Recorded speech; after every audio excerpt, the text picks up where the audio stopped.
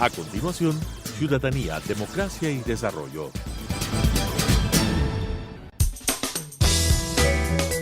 Clasificación B, bajo supervisión de un adulto.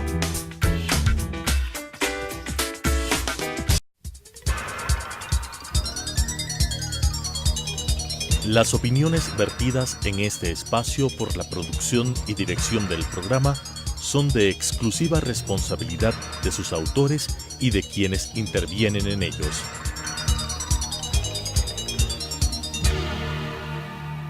Telesucesos Canal 29 UHF y la Unión Nacional de Periodistas presentan Ciudadanía, Democracia y Desarrollo, un espacio para explorar la acción ciudadana en relación a las políticas públicas y su impacto en la calidad de vida de los ecuatorianos, con la conducción de la doctora Guadalupe Fierro. Ciudadanía, Democracia y Desarrollo.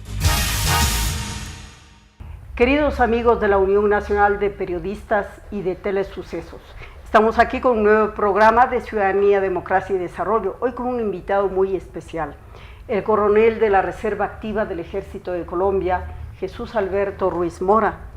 Él es un especialista en una materia que en estos momentos aparece como un elemento crítico para la construcción de nuestros estados nacionales. Es el tema de la planeación estratégica. Él es un especialista en prospectiva estratégica, pero además eso está avalado por una experiencia formidable. El coronel Ruiz Mora es doctor en Derecho Internacional por la Universidad Alfonso X el Sabio de España. Es además un docente de la Escuela Superior de Guerra de Colombia y además en este momento desempeña el cargo de director de Asuntos Internacionales del Centro Internacional de Estudios Estratégicos, que realmente esto pues nos demuestra la experiencia de nuestro invitado.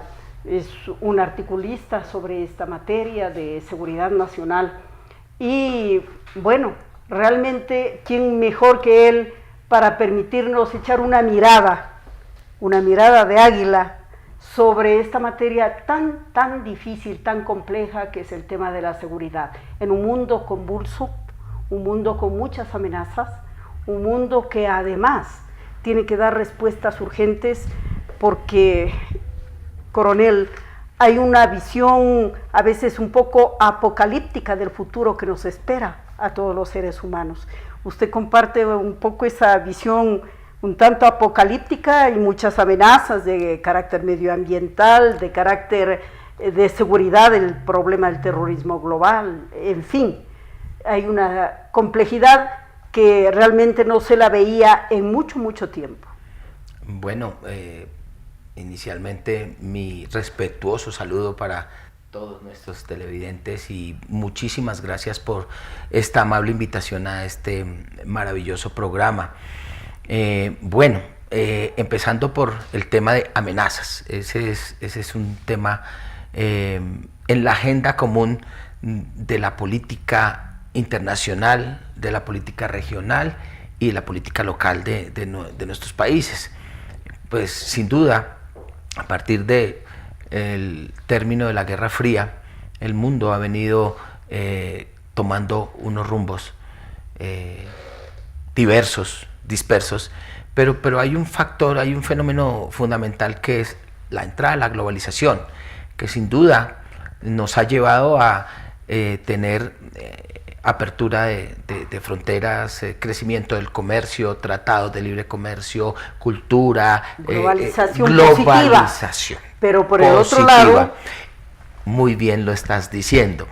Por el otro lado, los países abrieron sus fronteras al comercio, a la cultura, a la tecnología, pero descuidaron un elemento fundamental que los analistas en seguridad estamos observando, y es que no le cerraron el paso a unos agentes que con la globalización están traspasando la frontera, y son todas aquellas organizaciones que existen desde antes. Este tema del crimen organizado transnacional no es nuevo, viene de antes. Lo que sucede era que eran organizaciones y delitos internos de los diferentes países, pero que con la apertura de fronteras se fueron fortaleciendo, se fueron haciendo más grandes, y hoy esa es una de las amenazas más connotadas y comunes que tenemos, por lo menos en la región, en nuestra gran América Latina.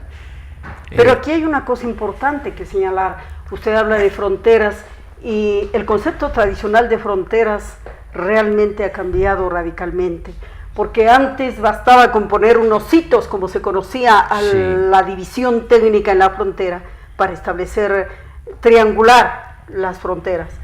Pero en este momento en que vivimos una cultura globalizada, hay varios vasos comunicantes de todo tipo, económicos, políticos, sociales, entre nuestros países, pero hay algo más grave, el hecho de que, por ejemplo, a nivel digital, las fronteras pueden salvarse con una facilidad extraordinaria. ¿Y de qué fronteras estamos hablando actualmente?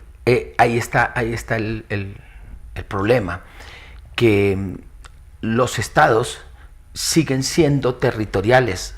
Pareciera que es un contrasentido, porque los estados han dicho, abrimos las fronteras, queremos ser una sola unidad, la globalización, la comunidad económica, la comunidad de bloques, etcétera, pero los estados siguen siendo territoriales. Es difícil de la noche a la mañana, si se quiere el término, eliminar la cultura de mi línea divisoria, ¿no es cierto? Mientras que los estados son territoriales, el crimen es transnacional. Entonces, ahí hay una debilidad grandísima para los estados, hay una fortaleza y una oportunidad para las organizaciones de crimen organizado transnacional que han venido creciendo, alimentadas por el descuido de los estados y por ese mal, si se quiere, interpretado concepto de soberanía, que la soberanía no es una línea divisoria, la soberanía tiene unos aspectos políticos, un contexto tal vez filosófico, histórico, mucho más fuerte y más poderoso que una línea de frontera. Y claro, aquí uno piensa, y esto es una cosa medular lo que usted acaba de decir, porque el tema de la soberanía es implícitamente en la teoría del Estado una parte integrante de lo que es un Estado nacional. Pero aquí hay algo curioso, ¿hasta dónde y cómo podemos ejercer soberanía? Si hablando, por ejemplo, de estos temas de seguridad, nosotros vemos que incluso ahora hay una guerra a larga distancia, a través de drones, hay drones que están siendo manejados en un centro de comando en Estados Unidos y la guerra se está ejecutando en Medio Oriente. Entonces, ¿de qué soberanía estamos hablando? ¿Cómo comprenderla a estas alturas? La tecnología, sin duda, ha sido un factor acelerante, pues, para el avance, para el progreso y para la prosperidad de los pueblos, pero también para aquellos organismos o organizaciones criminales, porque recordemos una cosa, los criminales están a la vanguardia de la tecnología y avanzando y más avanzados que los mismos estados. Es decir, los estados están asumiendo una posición apenas reactiva y no puede seguir este orden de ideas. Los estados tienen que tomar la iniciativa si no quieren sucumbir ante el poder creciente de este tipo de organizaciones. Usted es especialista en un área que es bien complicada, que es la prospectiva, porque hay muchos dirían el futuro no puede predecirse. Siempre ha sido un misterio esto de la predicción del futuro. Y claro, los griegos, adelantados en tantas cosas, hicieron del oráculo de Delfos algo muy importante para el manejo del Estado. Porque el oráculo de Delfos dirigía políticas públicas. Los estadistas le consultaban para determinar cosas inclusive como la guerra. Ahora, de 2500 años después, esta perspectiva un poco puede parecerse al oráculo de Delfos. No, tan es así que utilizan un método que es precisamente eso, el Delphi, ¿no? Sí. Y mire que yendo a los griegos, Platón en alguna ocasión expresó que el exceso de la democracia es anarquía. Y yo creo que hoy no estamos muy lejos, por lo menos, de brotes de anarquismo por parte de sectores interesados en destruir el Estado tradicional, la autoridad legítima del Estado, que encuentran en esas ciudadanías débiles los engaños y que las están volviendo en contra de los estados. Pero yendo un poco al contexto de la prospectiva, es una herramienta. Yo no me atrevería a decir que, o bueno, una ciencia en la medida que necesita un proceso epistemológico de organización, de planeamiento consecuente, ordenado, lógico y siempre hacia adelante. Pero pensar en prospectiva es pensar en una herramienta fundamental que nos permita o que le permita a los planeadores estratégicos tener unas alternativas a la mano, unas alternativas calculadas, casi que matemáticamente, estadísticamente, que le permita en el momento de la toma de decisiones minimizar el margen de error, porque es que no podría decirse que la prospectiva es exacta, como la matemática, pero planeando y trabajando en prospectiva es posible. Por lo menos da una seguridad, una cierta certidumbre de que las cosas podrían ocurrir así. Una herramienta fundamental en estrategia para minimizar el riesgo. Ahora, ya que hay un problema importante, porque generalmente nosotros vemos que los países desarrollados tienen una enorme capacidad para planear su futuro inmediato. Uno dice el futuro no puede planearse, bueno, no es verdad. Han hecho planes quinquenales, cuatrienales, para 20 años, en fin, de desarrollo en varios aspectos, ¿no? Y en cambio en Latinoamérica es muy raro el caso de que incluso haya continuidad entre las mismas políticas de Estado, aún si nosotros encontramos a mandatarios que son de la misma corriente política. No vemos esa continuidad, no vemos que haya ese trabajo mirando el futuro. ¿Por qué cree usted que es esto que ocurre muchísimo, por ejemplo, en el ámbito latinoamericano? Bueno, yo diría que es parte de nuestra cultura estratégica, entendida como la manera tradicional como una nación se ha ocupado o se ocupa de sus asuntos de seguridad, de economía, de política, de estrategia, etcétera. Entonces hay tendencias y yo quiero hacer un pequeño paréntesis, un poco el motivo de mi presencia aquí en el Ecuador, gracias a la invitación del Instituto de Altos Estudios Nacionales. Estamos precisamente mirando un tema que es absolutamente sensible para nuestros dos países, Colombia y Ecuador, y lo estamos mirando a través de un escenario de prospectiva que nos permita sentarnos en el marco de la dinamización de la cooperación, del restablecimiento de la confianza entre los dos gobiernos, entre los dos estados, para enfrentar un problema común que tenemos en nuestra frontera, que es absolutamente delicado, pero que a través de acuerdos, de confianza, pero sobre todo de visiones compartidas, nos pueda llevar a un escenario y que podamos salvar esos rescoldos de las ideologías y de la política que tanto nos han dividido.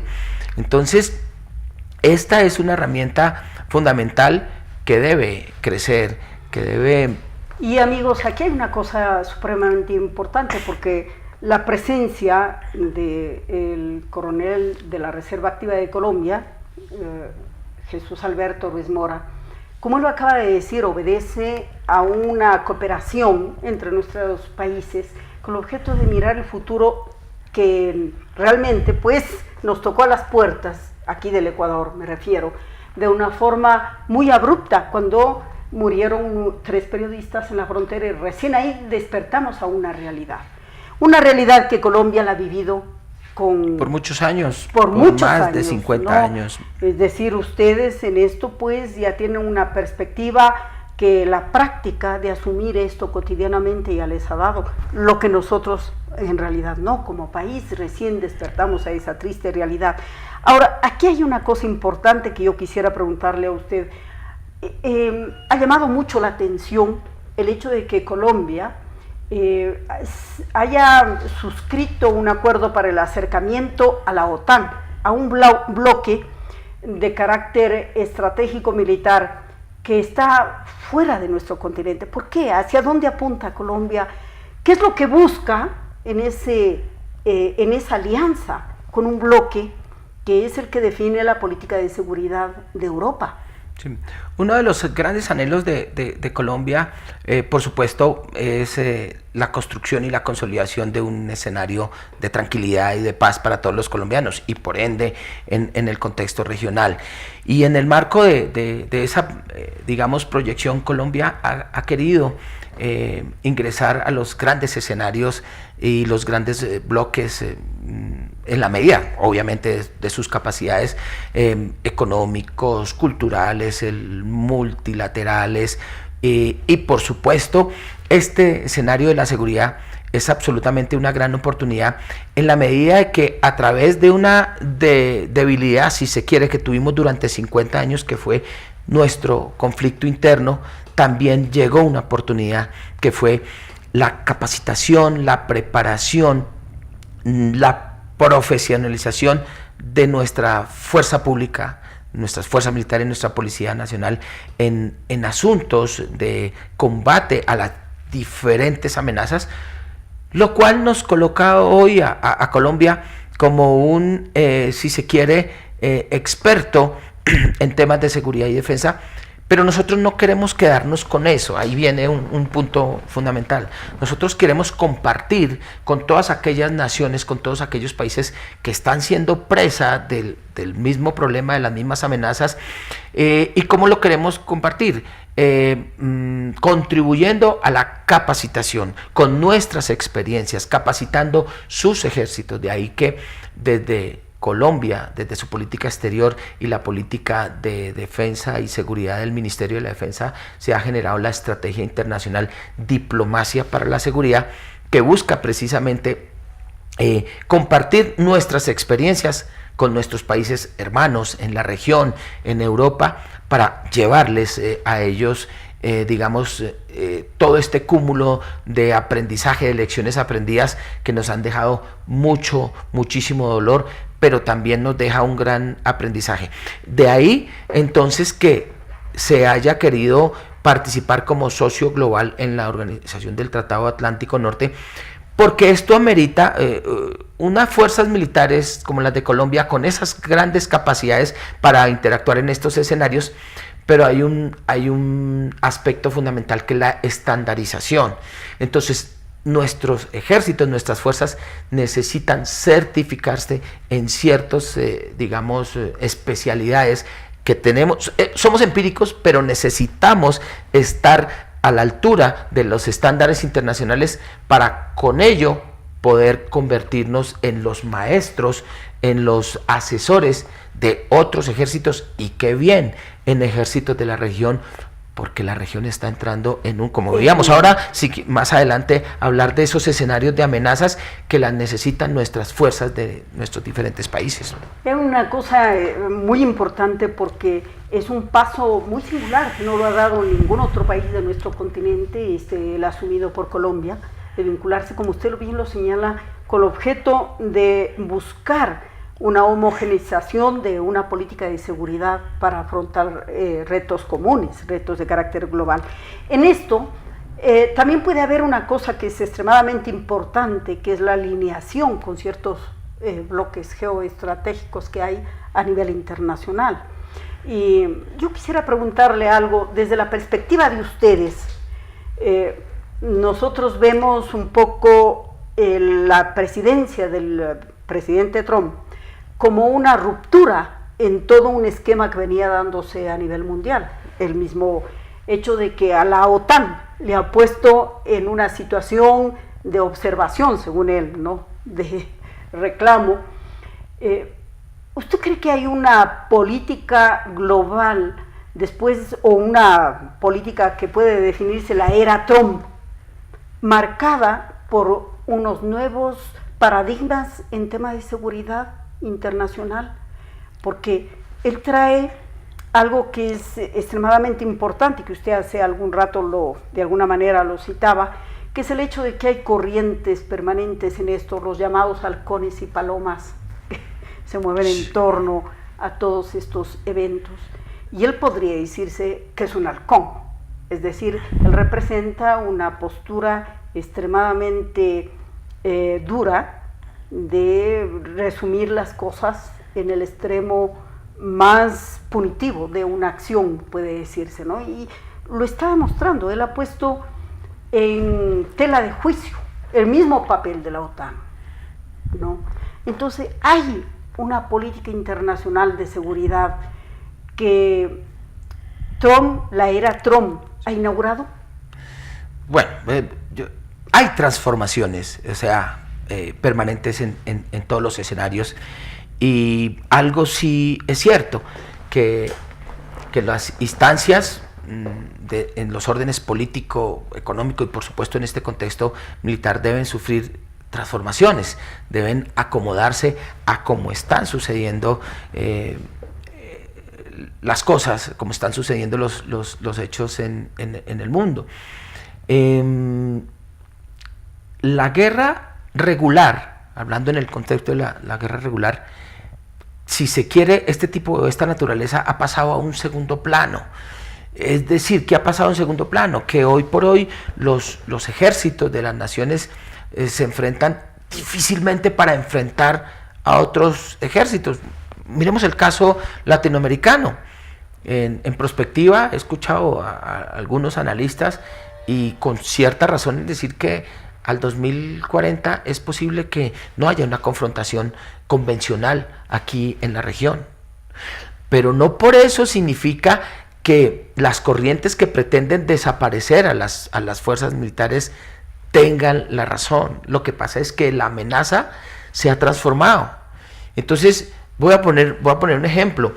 En el caso colombiano, en la época de los 90 y con todo este conflicto que tuvimos cuando los europeos venían a Colombia y encontraban al ejército en las calles, fungiendo como autoridad de policía, haciendo controles, retenes, etcétera, los europeos se escandalizaban muchísimo y decían, en Colombia hay una guerra civil, cosa que no era cierto, pero de alguna manera tendrían alguna razón porque su cultura estratégica era diferente. Pero el cambio, la transformación que tenemos hoy en día, tenemos al ejército francés en las calles, al ejército británico, al ejército alemán. Entonces es posible que estas tendencias lleven a que el multilateralismo y las instancias internacionales tengan que transformarse y tengan que entrar en otros escenarios.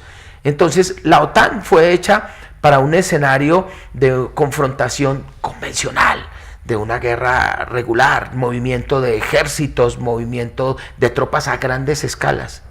Pero los enemigos hoy, los grandes enemigos, no están hoy a grandes escalas, están a escalas muy pequeñas, casi que imperceptibles, lo que obliga a que las fuerzas tengan que, si se quiere, tener la flexibilidad para interactuar en diversos escenarios, porque el objetivo principal es la protección de la población y sus recursos. Usted acaba de señalar algo realmente dramático que está ocurriendo. Mire cómo en realidad se van transformando las situaciones de los países, ¿no?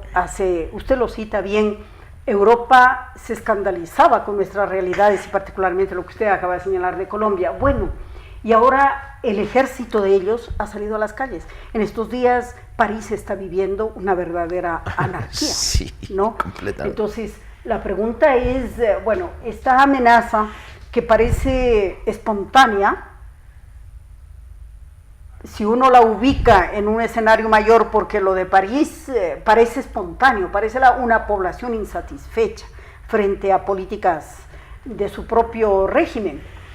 Pero hay cosas que curiosamente van adquiriendo como carta de ciudadanía en casi todos los países y curiosamente al unísono.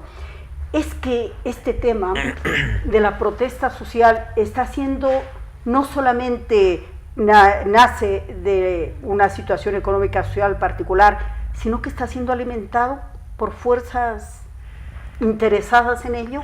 Yo sí creo que hay una corriente muy fuerte a nivel global y más a nivel regional interesada en producir este tipo de desórdenes. Bueno, de impulsar desde engaños. Aquí juega un papel fundamental la teoría del engaño, en la medida en que una mentira convertida, una mentira repetida 1000 veces termina convertida en verdad, la premisa de Goebbels. Correcto. Entonces, lo que es bueno es malo y lo que es malo es bueno, y entramos en un juego, por una parte, de la doble moral, y por otra parte, en el juego de lo políticamente correcto. Me viene a la memoria una frase del presidente Lincoln: nada que no fuese moralmente justo podrá ser políticamente correcto, tratando en el contexto de ética y política son una sola. Exactamente. Pero la vuelta, si se quiere el término que le han dado, es que lo que es moralmente justo no puede serlo, sino tiene que ser políticamente correcto, y viceversa. O sea, no hay inversión, la inversión de los valores. Entonces, sí. Ahora, aquí yo no, digamos, quería tocar el tema, pero es necesario, porque una de las corrientes fuertes que hay aquí en América Latina es el Foro de Sao Paulo, que es una organización que desde el año de 1990 ha venido con la gran experiencia que tienen estos sectores. Bueno, es heredera, el Foro de Sao Paulo es heredero de la Revolución Cubana, ¿no? Es clarísimo. Y formado por dos líderes en el contexto de reconocida trayectoria como Castro y Lula da Silva en el Brasil, que ha aglutinado. Ningún país de América Latina se escapa de tener un representante, y no es malo que estén, digamos, los partidos legítimos de la izquierda latinoamericana, porque vivimos en democracias. Pero lo que sí no es, positivo, es que tengan asiento organizaciones terroristas que le han hecho daño a las naciones, a los pueblos, como las FARC, como el Sendero Luminoso, como el MRTA, como el Farabundo Martí para la Liberación Nacional, como tantas organizaciones de terroristas que están sentados en una misma. Entonces, esas corrientes están impulsando la protesta social con una excusa que es válida. La protesta social es válida, pero con excusas y con elementos que no son, que terminan y pretenden deslegitimar, pretenden llevar a los gobiernos a un estado de anarquía, de desestabilización, de ingobernabilidad, para aprovecharse. Cuestionar las bases de la democracia, ¿no? Bueno, queridos amigos, realmente aquí hay mucha tela para cortar. Y realmente cuando uno empieza a hablar de la perspectiva y los planteamientos estratégicos, los escenarios son tan complicados, tan múltiples, cuando uno los mira desde tantas perspectivas diversas, que bueno, uno no termina de ubicarse en esto, pero es necesario hacerlo, porque si hay alguna cosa que nos ha limitado como países en este ámbito, es el hecho de que nos falta esa capacidad de prever, nos falta la capacidad de prever, de manera que yo quisiera disfrutar, porque realmente uno disfruta y aprende de la presencia del coronel Jesús Alberto Ruiz Mora. Lamentablemente su visita va a ser muy corta aquí en el país. Él está en este momento en el IAEN participando de una interacción con académicos nacionales sobre este tema, y esperamos que eso sea muy fructífero para el país. Muy agradecida de la deferencia de haber tenido. Muchísimas gracias aquí en este por programa. La invitación. Quisiera en una última instancia manifestar que un factor fundamental que nos permita recobrar la unidad, digamos, el orden constitucional, el orden amenazado de nuestras naciones, es recobrar la confianza mutua que se ha perdido, que la han vulnerado. En la medida de que no tengamos la certeza que estamos frente a un interlocutor de absoluta confianza, será infructuosa cualquier momento de diálogo o de presión. Y por otra parte, hacerlo a través de visiones compartidas. En este momento no podemos pensar en imposiciones, que es una de las características de la prospectiva. Yo puedo tener mi opinión, pero no mi imposición. debemos hacer un escenario de convergencia a través de ejercicios estadísticos que nos permitan llegar a una visión compartida y podamos entre dos fuerzas unidas atacar a una amenaza común. Y con eso nos quedamos, recuperar la confianza que en el país es realmente en este momento un imperativo. Muchas gracias.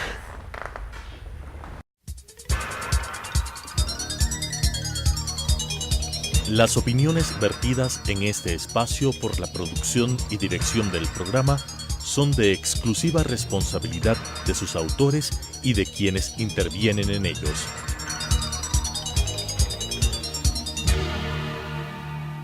Telesucesos Canal 29 UHF y la Unión Nacional de Periodistas presentaron Ciudadanía, Democracia y Desarrollo, un espacio para explorar la acción ciudadana en relación a las políticas públicas y su impacto en la calidad de vida de los ecuatorianos, con la conducción de la doctora Guadalupe Fierro. Ciudadanía, Democracia y Desarrollo.